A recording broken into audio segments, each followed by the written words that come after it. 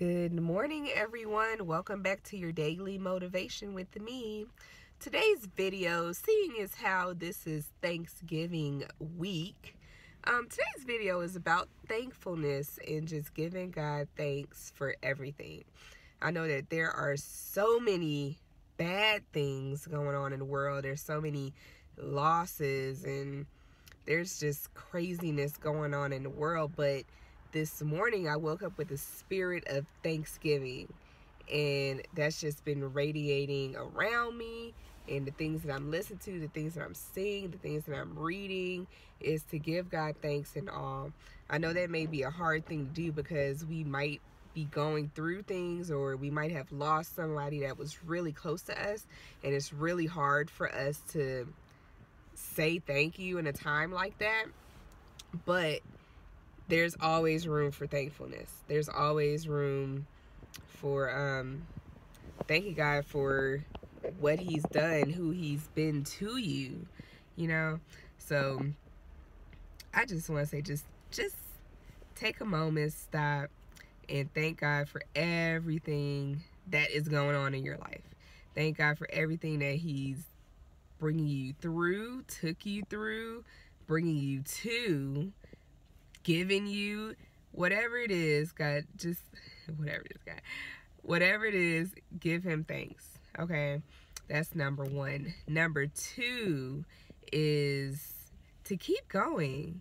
You know, it's so negative. Like, I really hate watching the news in the morning. Like, I have a little routine where when I get up, I really just watch news for the weather and the traffic before I leave the house.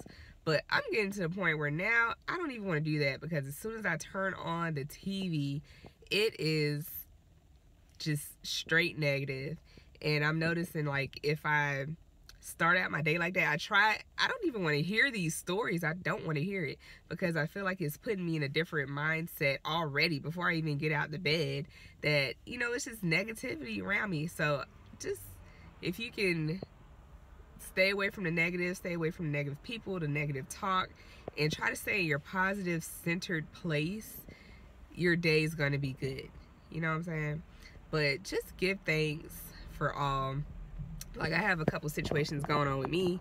Like, we're getting ready to go out of town, and all of a sudden things start happening to the car that we're taking out of town. But before I freaked out, which I didn't freak out this time, so that's growth for me. But I had to realize, I was like, God, you know what?